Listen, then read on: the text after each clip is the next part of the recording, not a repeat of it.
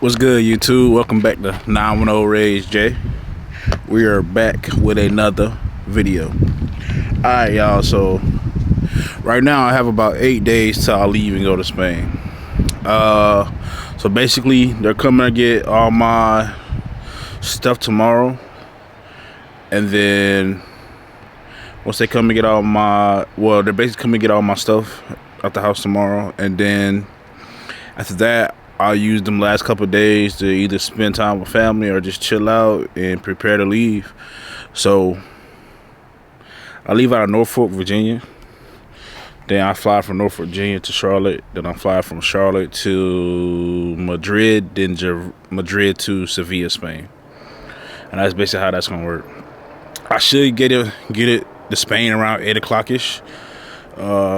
And I do plan on recording all that for y'all, but today we basically just gonna get everything prepared to go and packed up. We'll finish packing up. I mean, they're gonna do majority of the packing tomorrow, but some stuff I want to just go ahead and do myself. But I'll do a military package video in due time for all the military folks who watch this channel, or even if y'all know people who are in the military who wants to know about it, then I'll do that as well. But I'll tune back with y'all. Right now I'm about to head to East Carolina, get an inspection on this car, and then from there we'll see what's next. Appreciate y'all for tuning in though, for real, for real. Alright, y'all, so we got the jump box. We about to go and put it on the car real quick, and then see if we can't get it started to take it to Carolina, get the state inspection done. But y'all give me a second. I'm gonna see if I can make it work.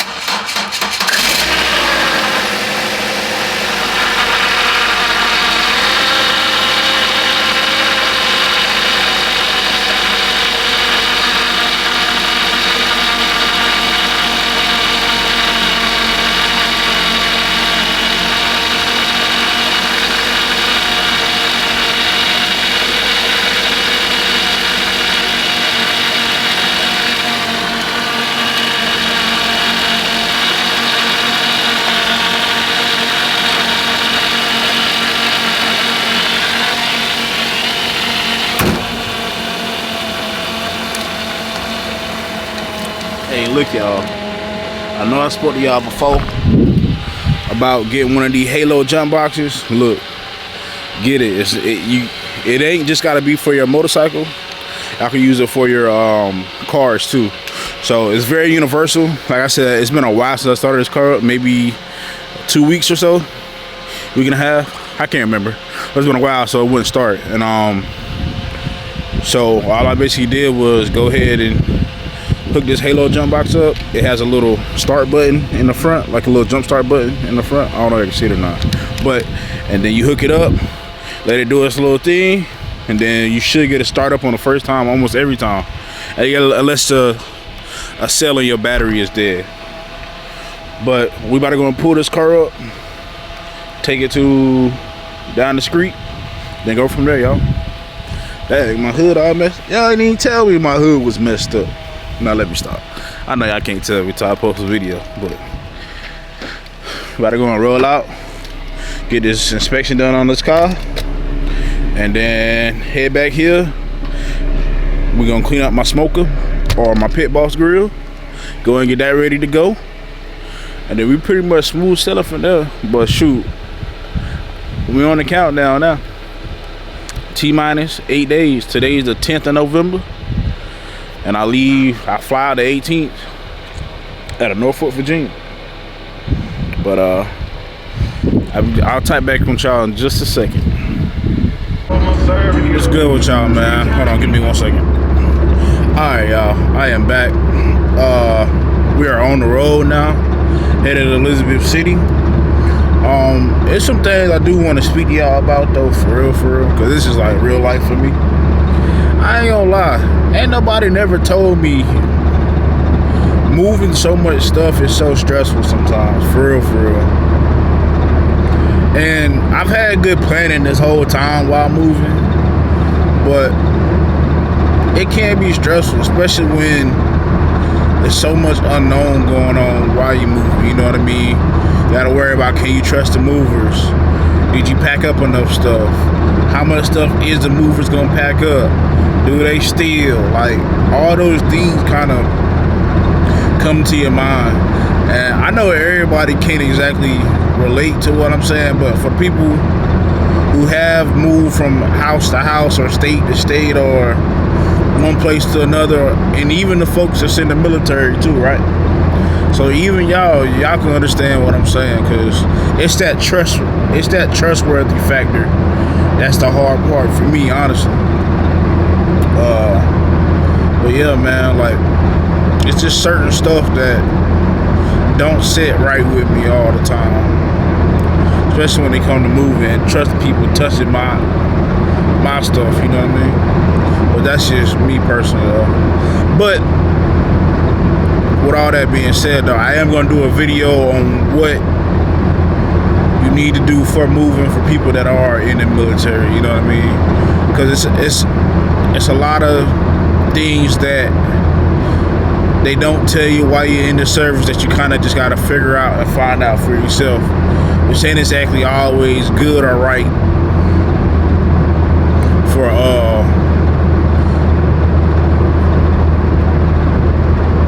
which ain't exactly always good. So I kind of want to be that outlet for folks where they can come ask questions, whether it's about bike stuff, military stuff, Navy stuff, you know what I mean? If I don't know the answer, I'll find somebody that do know the answer.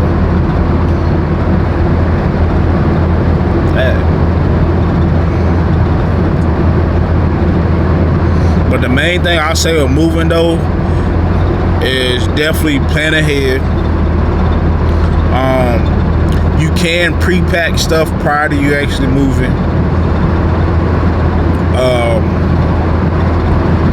But for military sakes, no, let me start with step one. Alright, so step one, when you move with the military, first thing you want to do is review your orders, see where you're going. When you review your orders and you see where you're going, in your orders, it should tell you what you can and cannot bring. And that's for people whether they have families or they are single with no dependents, or they just or they're married, or they're just married with no utterlings, as you shit, my bad, y'all. Utterlings, as you would call it, or children. So first thing I would do, or I did, was review my orders. You go through, you read your orders. It tell you the do's and don'ts. It tell you what you can and cannot bring for the most part. Does it get super in detail? Yes and no. If you have any further questions as far as what you can and can't bring, for Navy people, you have a detailer. So that detailer is supposed to, and I say supposed to very vaguely, because sometimes they don't always help you as they should, or sometimes you might have an asshole detailer, you know what I mean? But that's just the way and the way the cookie crumbles sometimes. So contact your detailer, ask them what you can and cannot do. Ask them, can I bring this? Can I bring that? So for example, and for me, with me and my motorcycle, right? Because that's one of the things I definitely did want to bring to Spain. And I asked my detailer prior to me having my bike and all that stuff, hey, can I bring a motorcycle? They said, yeah. I said, okay. I was like, can I bring my car too? They said, yeah. I said, all right. So it's no limitation as far as what vehicles you can and cannot bring. They told me no, and they emailed me the instruction. So everything So every instruction or rule that the Navy has come up with, it's definitely written in blood. And I mean that in the most serious way as possible. So I'm thinking during this whole process of I could bring my bike in my car, but in reality, I only can bring either or. So with that being said, I didn't know that at the time when I spoke to my detailer, because the instructions she sent me was the same exact one I read too, because I did a little research myself. So at the time, I get to the process of me getting everything ready to move and setting up my pack out and getting all my P's and Q's in a line, right?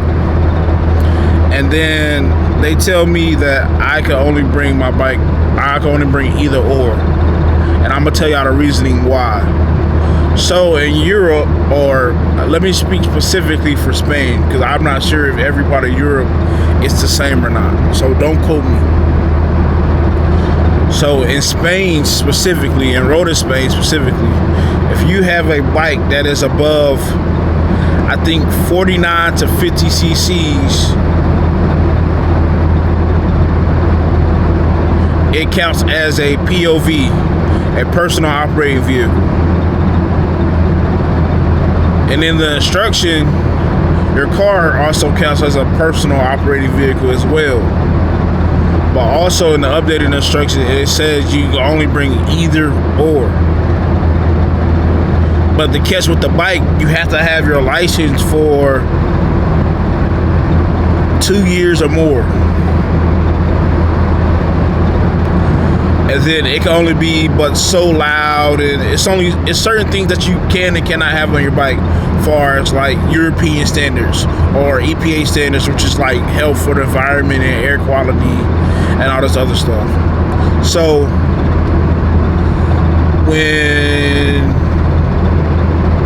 when it boiled down to it, yeah, I could have taken my bike, but that would have left me without a car. And I know for the weather in Spain and how things in Spain is, the weather's like they have extremely long summers and extremely short winters. But who wants to fight the elements year-round on a bike and then get over there and try to find a little beater car and hope it's worth something? So it was smarter for me just to go ahead and bring my car rather than trying to even attempt to take my bike. Now, back to what I was saying as far as planning it and getting everything ready and reading your orders. So the reason why I'm telling y'all this story is there is going to be some unknown things that will happen while you're moving in the military. It always is, it always will be. Because everything's not perfect, everything's not guaranteed. That's just how it goes, you know what I mean? So plan accordingly to worst case scenario and best case scenario as well. But after you review your orders, you speak to your detailer, you find out what you can and can't bring. And then from there, they have this place in Norfolk, Virginia called Fleet and Family Support Center. I believe that's the name of it. I could be wrong. I'll put the address in the description and everything. So they got called Fleet and Family. That's where you can go and schedule your pack out if you choose to. Let me say that one more time for the people in the back. You can go there and schedule your pack out if you choose to. I chose to go there just to ensure that everything was done correctly and everything was done right, and I wouldn't have no issues in the long run. Now, with that being said, I will advise you to go there. I don't care if you've been doing pack outs for 20 years. That feeling of having something done the right way the first time and it be correct is no other feeling better than that, especially when you're moving your personal items and your household goods to another state, country, or duty station. So that'll be my suggestion for y'all. Once I go in that Fleet and Family building in Norfolk, Virginia, it's right out Hampton Roads. There's some people that'll guide you to the I forgot the name of the room. I'm gonna call it the packing and household good room. It's a room basically where you sit on the computer and you get everything ready for your pack out. Tell them what you're bringing, what you're not bringing, etc. So once you do all that, once you go in there, you get all that situated. They're gonna help you and walk you through everything, step by step. If they don't know, it's gonna be another lady that do know. If she don't know, she'll call somebody else that do know. So you will get all your questions answered in every little minor detail that you think you might have a question about. They'll answer. Now, with that being said, back to planning and preparation. Now, you do want to schedule your pack out either prior to you leaving. Well, ain't no either prior.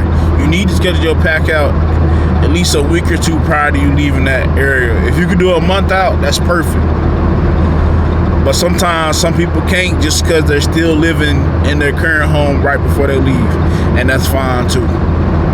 So just planning accordingly to your itinerary and what you need for your lifestyle. Alright, now that we brushed on the little pack out part, you can also do your household good move online as well. In your orders, it is a link or a description where you can go on there. You can schedule and do your entire pack out from the house.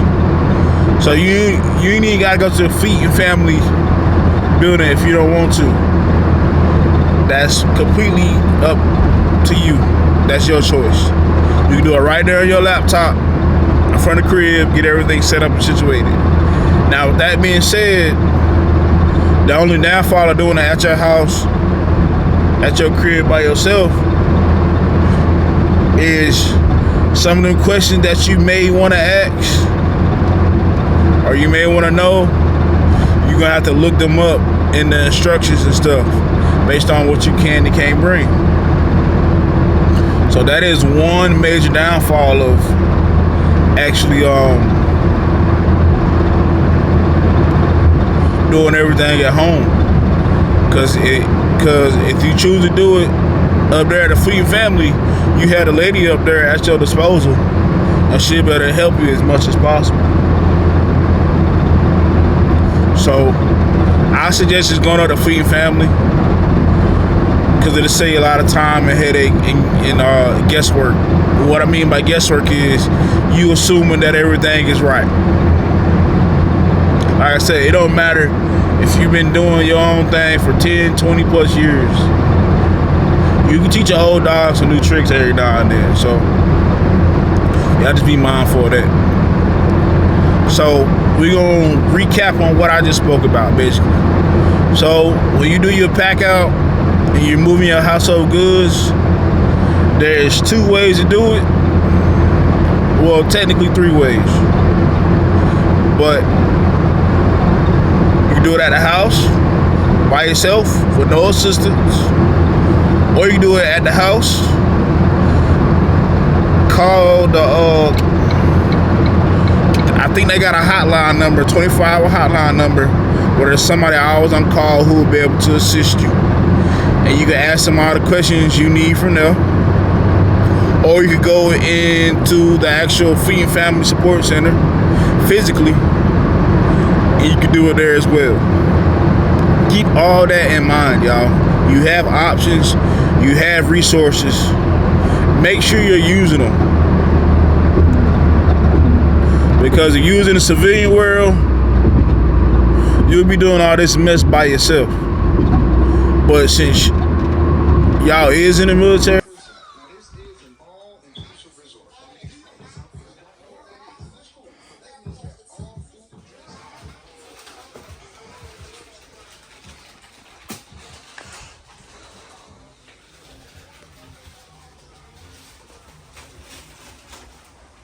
basically what we got going on is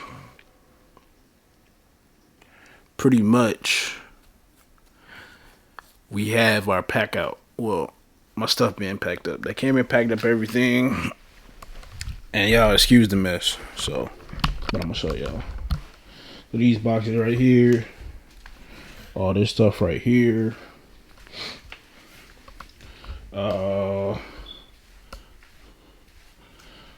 This is furniture set, so all that stuff right here, and then all this stuff in the garage is pretty much packed up and ready to go. So this is all the stuff that they're going to be shipping when I go to Spain. You basically, when they come in, I had a little video from earlier when they were packing, but I didn't record too much because we were kind of busy. Well, I was kind of busy helping them. So when they do come and pack y'all stuff up, you're basically gonna, you can watch them pack. You can tell them what you want to be packed, what you don't want to be packed up, and stuff like that. You could just kind of just do it based on what you need. So, which is cool as well. But they're there to pretty much help you.